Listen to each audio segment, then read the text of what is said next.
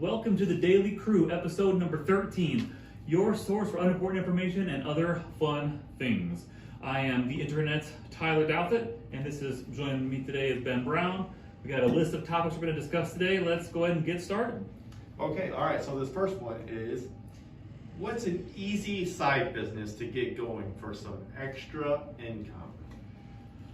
An easy side business for some extra income. Is there any quantifier for the type of person, like kid, adult, male, female? No, it's just a straight.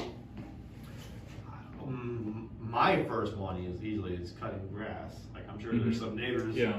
You have some neighbors that would appreciate you offering to cut their grass for a little bit of money. That's one I was thinking of. Yeah. Cutting grass is definitely up there. Like car washing, I would say the easiest ones to get into would be like service-based type businesses, where there's not super strong established brands. Right. Like if you want to cut grass, you're not competing against like a nationwide brand. Like you're not doing that. It's like starting a coffee shop. You compete against a lot.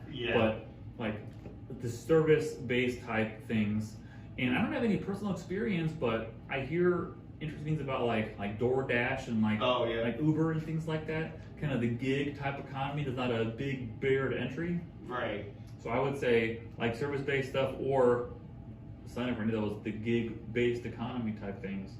Yeah, or like car interior, like car washing, car detailing, car stuff detailing. Like that. Yeah, like stuff like, especially like on the inside where not a lot of people are willing to do that. You know what I'm saying? Like, you could probably make good money doing both, cleaning the outside and the inside of the car. Yeah, you know, sure could. We make some good cash doing that, but now I know car washes tend to be popping up almost everywhere. And they do it's all the fairly cheap car washes. The outside is pretty good. It doesn't really help much for the inside. Some have like a free vacuum cleaner, but you're still doing the work yourself. And it's not the same as having it really like detailed inside. And like someone really does a good job actually getting every single detail, all the inside parts of the seats and everything.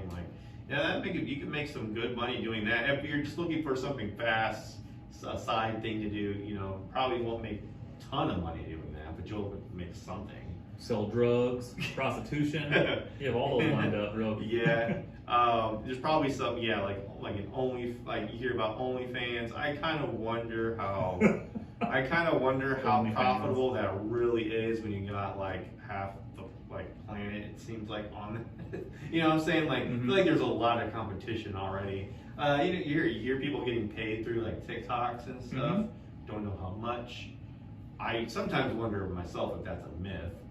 Oh no, it's a real thing. Like the influencer type model. If you have a big following, then you can oftentimes monetize that in some way. And influencers are kind of known to not really know where to price themselves, because there's no real system that just says what is someone worth. It's very much like a raw marketplace, because people don't know what's normal to pay. They don't know what's not normal to pay. Like we said, oh yeah, we got you this car, we got you this Chevy for $500,000. It would stand out as unusual. But if you have nothing to compare it to, then I guess that's okay. And if someone will do it, then it's kind of capitalism. If someone will pay it, then I guess it's worth that, at least for now.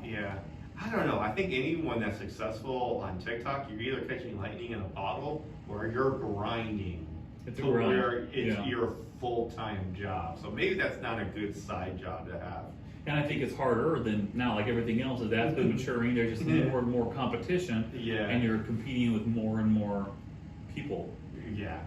So basically, any of those small service jobs that people don't really want to do, like wintertime, like shoveling driveways, I bet is a good way to make a few dollars. You're not going to make a ton of money, but if your goal is just to make some money, not like you're not trying to live off of it, it's just extra income, I think that's the best way to go. I wish some kid would have volunteered to like knock on the door of a driver for $5, something like that. Because it took like an hour, and my back was sore for a couple of days afterwards. So I know. I would have paid somebody if I had the chance. I wonder, like, if somebody who owns like a snowblower, one of those fancy things, went door to door with one of those things to shovel the driveway, like the whole neighborhood, I bet they could make some good money.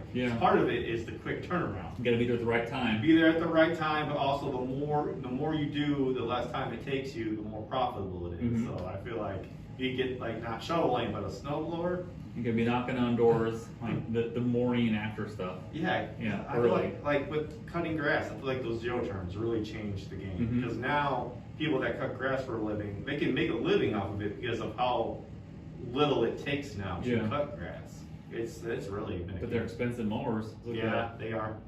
Yep. Those are neat though. The zero turns to watch people like turn all the time. They're forward, backwards, spinning around. Those are real neat though. Yeah. Like I don't really want to cut grass, but I would like to use one of those a couple times just to see what it's like. Maybe like once would be enough. Right, yeah. I mean, I think I did the math once. They said it would have been like 4 years for me to get what I paid for. That's like out of- $3-4 for those zero Yeah, turns. and Yeah, I'm it's like, saying, wow. so we pay a service to cut our Yeah. grass now, so it's in about in 4 years' time, it's about the same. And gas, Yeah. maintenance, storage. Yeah. They're pretty big. It takes up like the space of a car in a garage. Yeah, so It's a substantial Oh. thing to go down. so yeah, so I would never get a zero turn unless I was looking into starting a business. Yeah. But Mhm.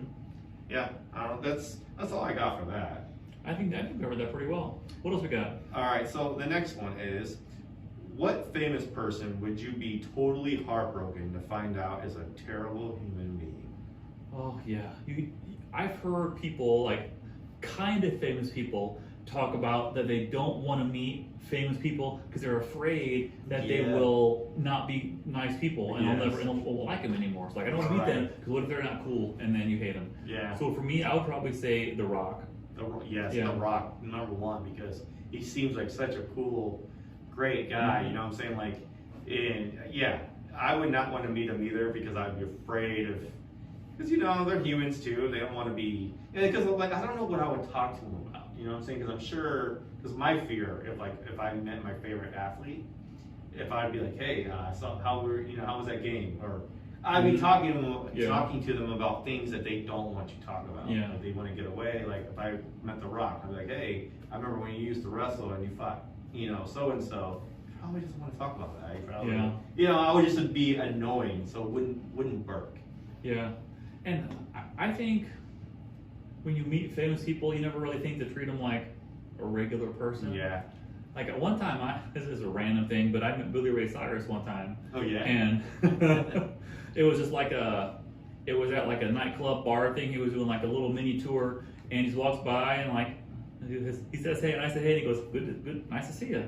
I said you too. And that was it. Like, Nice. that's walking. I think that's perfect. It was short. You weren't invasive. You didn't drill him like like hey, when's your next album coming out? When is this? Like you weren't like super. You were probably the opposite of what I would have been. I would have asked him so many questions, and I know that they don't want you to hear that or talk about that. And, Well, and it was easy for him because he's not really on any kind of pedestal. I don't think, oh, this is some awesome person. Yeah. Like a random celebrity that I had really no intention of meeting. Yeah. Just happened to be, like they're doing like a book signing, like a press thing, a bunch of nights in a row, and I just happened to be there at the right time. Like, okay, hey, Yeah. good to see you. Yeah, and I wonder just how stressful that is for them. Because they gotta like maintain. They probably want to maintain a certain image. They don't want to be jerks. I bet it's harder than it used to be. Yeah. Because now with so many phones and everything streamed, it used to be I think it was easier. Just have someone like Matt Lauer. It was easier to be a jerk in private Yes. and have like a nice public persona. Mm. A lot harder to pull that off than it used to be Yeah. because there's just privacy is eroded all the time in different methods. So it's Yeah. harder to be private, to be a private a-hole. Yeah, I think like for me, I think Keanu Reeves. Keanu Yeah, Reeves he's seems a like good such guy. a good person. Yeah. You hear that he's nice to film crews and he Mhm. goes out of his way to help people, and he's not very he's very understanding. Like I've heard some stories about him just like or how he gift the whole film crew like the newest John Wick movie. He gave them all like watches and stuff like Yeah. that. He just seems like a really cool, chill, down to earth guy. He's not full of himself, and I think I would be disappointed if I found out that he was. And it makes you wonder what that person would have to do Yeah. to be considered a bad person. Yeah, because like there's been some athletes where I have went out and bought their shirts, bought their stuff like that, and then later on found out like they were in trouble for domestic abuse, Mhm. and or DUIs or stuff like that, and I'm like, Yeah. it feels it's like, man, I don't want to stop supporting this person because he's been my favorite, whatever. But now, like, I feel like I can't wear their shirt anymore. It's just different. It's harder to enjoy it. Yeah, Yeah. It really is. So it's like, and then like I love all the John Wick movies and a lot of the Keanu Reeves movies and stuff like that. So I'll be like, man, it would be really hard to enjoy those movies still, knowing that he was like an awful person. And you've got to watch the Matrix movies sometime. Yeah, I haven't seen the John Wick ones. I've heard they're really good from you. Yeah. And the Matrix ones, especially the first Matrix movie. I saw the first Matrix movie. I enjoyed it. And then everyone told me that the second and third one were more confusing. I tried watching the newer one, and that one confused me. Yeah, the first one is really good. Especially, I remember seeing it as a teenager, and I didn't even know what to expect. It wasn't like I knew what it was even about. So I remember watching it, kind of having my mind blown because it was not only was it just really cool, good movie, but it was a surprise of what it was even about. Yeah. Like, I don't even know what the Matrix is. How am I gonna? Yeah. And the second one is not as good and hard to follow. The third one is pretty good, but very hard to follow. Yes. And I watched. Well, what's the last one? Is it Resurrection? Yes. Something. Matrix Resurrections, I think. And it was okay. It wouldn't have been good if it wasn't a sequel built off other good movies. Yeah. I don't think it could stand on its own at all. Yeah. But it was good. But Keanu Reeves, yeah, he's known, wasn't it, in like pictures when women get like pictures, he'll have his arm around them, but not physically touching them. Have you seen that before too? No. Like a lot of times, like fans will want pictures and stuff, and he'll stand there with his arm around them, but they'll be inside, like he wouldn't actually be touching them with his arm around them. No, And really? I guess he's been doing that for like 20 years, and no one noticed until a couple of years ago. I guess he's been doing it this whole time. Oh, that's cool. Yeah, Yeah. that's good to have the wherewithal to understand that. Yeah, that's pretty cool. Another person, I would say an actress, is Sandra Bullock. I've always liked Sandra Bullock. Same more to me. when I was a child, and there's a Keanu Reeves connection there with the Mhm. Speed movie. Speed, which is like one of my Good movie. childhood favorite movies or whatever. So that's why I like Keanu Reeves so much. And now that's why I like Sandra Bullock. So, and I watch a lot of Sandra Bullock movies. I can't name all of her movies, but I enjoy like watching her in movies. So I would be disappointed if I found out she wasn't very nice. And I feel too, people I feel like her and Jennifer Aniston are like quote unquote like America's sweethearts. Yeah. If you found out that either one of them I think was really really a bad person, Yes. it would hurt. Yeah, and don't you ever notice, like with me, like anytime I hear anything bad about someone I like, I'm always quick to defend them. I'm always like, okay, let's just put it out of context. Yeah. Let me hear the whole story. Mhm. There's something missing here. I refuse to believe that. Yeah. I don't like that. I think that context matters. You're right. And at least you try to know the whole story because it's not that hard to take one thing out of context and paint the picture Right. if they're a total jerk. Yeah, if there was paparazzi that followed me every day of my life, there was probably one day that they could pull out and make me look like a total monster. One day. I think you could say the same about like anybody. And it's probably that day like you might have had a really, really bad day, you're in a bad mood, you're Yeah. fighting, you're hurt or something like this, and you've had enough and it pushed you over the edge, and you're like taking some guy's camera and throwing it at the ground and you just lose it. Yeah. Yeah. Because people go through phases. Like sometimes I'm like, I'm not the same person as I was 2 months ago. Mhm. Like it changes. It just Yeah. changes. Like I'm constantly changing. My moods are constantly different. I have a different outlook on different things, and it really varies from honestly month to month. So I can't even say, so I'm not perfect, and I don't expect anybody else. But I would still be disappointed hearing like people like that. If they ended up being like total a-holes. I would be disappointed too, yeah. Who's do you think the equivalent? Because would you agree that probably like Jennifer Aniston and Sandra Bullock kind of like America's sweetheart kind of thing? Yeah, especially since they've been in it for a long while, time. Big names, A-listers for sure. I mean, they could be top billing of any movie. Who really. do you think would be the male equivalent of one of them? Because I don't think it's The Rock. No, it wouldn't be The Rock. I mean, from pure longevity, I would say like maybe George Clooney, Brad People Pitt. who like George I would Clooney. even say like Woody Harrelson is very beloved, very like he could be in anything, and people would like him. Yeah, I think what was interesting, I would probably say my vote would be someone like George Clooney. his record of being like a good person, like super likable. Or even Keanu Reeves, really. Yeah. So remember like when George Clooney for a long time like living the bachelor life, doing that whole thing, and women obviously have always liked him, and some dudes, and he was doing that, and then he had that, and then I forget, I don't know what his wife's name is, but then he like ended up getting with her and getting married, and I think that people even liked him more when that happened.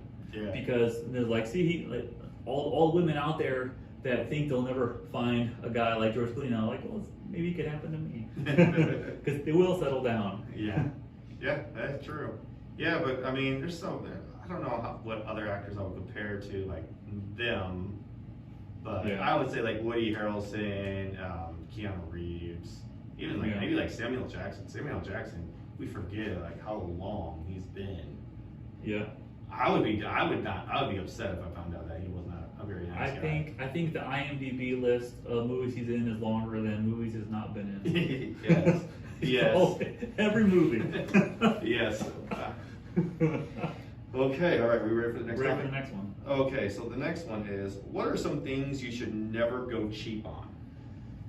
Toilet paper. Yes. The cheap toilet paper is intolerable, and Amanda's not here for the woman's opinion, but I've heard it's even worse for them. Yes.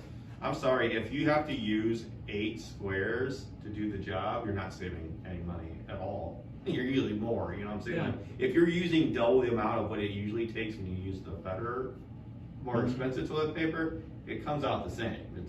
It's no different. You might as well just get the stuff that's better, more comfortable, and actually does the job with less squares. That's the way And I think everybody learned that even more when it was hard to get toilet paper. Yes. In the pandemic, everyone's desperate, so they're forced to be more flexible than they've been. I think people realize even then how much it sucks to not have the kind you want. Right. I would say tattoos. Tattoos. I would say tattoos are very. That's a good one. Yeah. Don't go cheap on tattoos. Don't anything that's gonna be permanent. Permanent anything should never be done cheaply. Very unforgiving. You're right. If you can't be redone, then you need to take your time to do it. Yeah. The first time and make sure it's done right. You know. So that's a good one. And I'm trying to think of like things you just don't ever go cheap on. I don't know. I think things like that are like shoes. Shoes are like, that's what you put on your feet every single day. You gotta live with it. I know people have multiple pairs of shoes, and I get it and stuff like that. But like, if you have that one pair of shoes, that's how you know, just from comfort to everything like that. I think it's worth paying the extra money for shoes. I think it's worth it, especially if you want it to last a long time and stuff like that. Like, I don't say like going super cheap on shoes and stuff like that just to replace them a couple months later. You know what I'm saying? Because like me, when I buy, I will spend probably around $100, a little less, a little bit more on a pair of shoes, but it'll last me about a year or 2. You know what I'm saying? Even 2 years. I've had these for close to 2 years. You know, and they're still going strong. But that's because I paid more for the better shoes for the lasting ability. I think maybe brakes on cars. Yes. That specific thing, because there's so many pieces of a car, and a lot of it, if they don't work right, you'll probably just break down and be fine. But if your brakes don't work right, that's a recipe for a serious accident. Yes. Some people say tires, and I agree. Obviously, everything in the car sits on tires, but you don't have blowouts that often. No. It really doesn't happen that often. No, they don't. Maybe brakes don't go out that often either, unless you're like being attacked by somebody and they cut your brakes or something, like in movies. But brakes in cars. Brakes, cars, heart surgeon. Any kind of bottom barrel heart surgeon. Any kind of surgery. You don't want to go cheap on them. You want the best ones. Like you always hear, people say, like people will fly to the best doctors. Yeah. They need to. They're willing to pay the plane ticket, the stay, hotel stay, and stuff like that. Like because their life depends on it, on the surgery being successful. So that makes sense. You don't want to go cheap on that.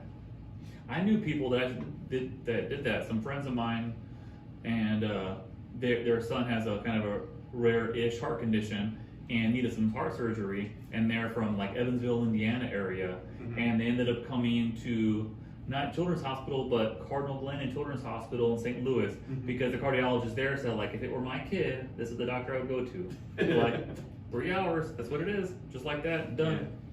Yeah. And it's true, like, especially your heart. So it's just like everything else, like, some things are forgiving. Yes. If you don't have the best one, but your heart's pretty important.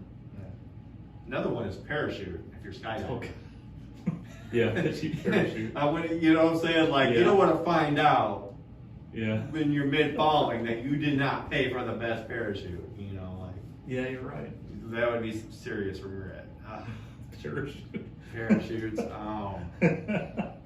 Trying to think. What else? I mean, honestly, there's not too much. Like, even a house, like, you don't have to get the most expensive house ever, you know what I'm saying? Mm-hmm. Like, if you know how, especially if you know how to do that stuff yourself, if you're a handyman, you know how to fix things yourself, I don't really think you necessarily need to go all out expensive on a house. But, I don't know, I'm trying to think of, like, maybe, like, mechanics, but, like, I don't really think, like, that really does any good, you know what I'm saying? Yeah, I don't know either. You know, I can't really think of any other examples. I think parachute's the best one. Parachutes. Bottom of the barrel, parachute. Yeah. And our final segment, right, was yeah, am I the jerk? Am I the a-hole, Reddit's favorite? Yes. Okay, so this one, all right, so there is this man and woman, you know, they're a married couple. Well, the man decided to buy his wife a new car, and the wife didn't need a new car. She already had a car, she was happy with it, she had no intentions on getting another car. But the husband took it upon himself to buy her a new car anyways, bought it, put it in his name and everything. Well, you know, which was nice, she was very appreciative of this, but she noticed like a month after, he was kind of acting different. He was kind of being very moody, he was coming home from work, very in a bad mood and stuff like that. And then every once in a while, he would kind of dangle it over her head that he bought her a car. Kind of making her feel... Like brownie points? Yeah, like, I did this for you, you should be treating me in a certain manner because of this great thing that I did for you, which is, I mean, you buy someone a car, that's an impressive gift. That's not a lightweight gift for sure. You know, but he was saying like, hey, I bought you a car, you need to appreciate me. Kind of just used it to dangle over her head. And then he wanted her to sell the old car and then get some of the money from that car because he bought for the new car. So he was like, you need to sell your old car, give me some of that money. And then the whole argument happened between that because she was like, well, that was a gift. You know, that was a gift. You didn't say it was your car. You know what I'm saying? Yeah. It is logical that he would want some money for it. But at the same time, like, is a gift really a gift if it has conditions involved? You know, especially if it was not pre-discussed beforehand. So she made him take the new car back. She said she got tired of hearing about it. She got tired of him trying to use it against her in fights. And she was just over it, so she made him take the car back. So now she's wondering, is she the a-hole? Is she the a-hole? No, I don't think she is. I think he might have been, and I don't think that she is. I like I said, like, I think if you're going to give someone a gift, you do it without expecting anything in return. Because then it's not a gift. It's not a gift at all. You didn't do anything for that person. Especially if he bought it and it's in his name. So essentially what he did was, he bought himself a car, but he just lets her drive it. Yeah. You know what I'm saying? If they were to split up or do something like that, he still gets to keep the car. And so it's not even really a gift in that sense either. And that makes me feel like the Christmas commercials where like couples surprise each other with cars. Yes. What a strange world where that would be a thing. Yes. I could see maybe if you get yourself a car and don't tell your spouse, that could lead to a fight night or something. But this whole like gifting cars, people, save that for Oprah. Just save that for Oprah. Regular people shouldn't be doing that nonsense. No. Yeah, I just feel like that is just, one, it just come across as over the top, and two, it just, like you said, like he was wanting some brownie points. Like, and I think that's the thing, when you get somebody that big of a gift, you want to be appreciated. You want the person to be grateful because you did this crazy thing that they didn't see coming. But then, do you expect that person to react in an equal way? Yeah. Like, how can they return the favor? Are they going to buy me a car back? Yeah. You can't. That's not fair to expect that. No, it's not fair to expect that. You know, so that's one thing when you do these monumental things. Like, I think you just got to do it like realizing that they're probably not going to be able to make it back up to you. Mm-hmm. You know, like, yeah. And it seems like that's not what he was quite not understanding. So I would say she was not an a-hole. I would say he was. Yeah, I think he is the a-hole. I think so. Yeah, I agree. All right, well, let us know what you think in the comments. That's right, and that wraps up today's the Daily Crew. I am the Internet's Tyler Douthit, and Ben, thank you for watching, for listening. See you next time. Later.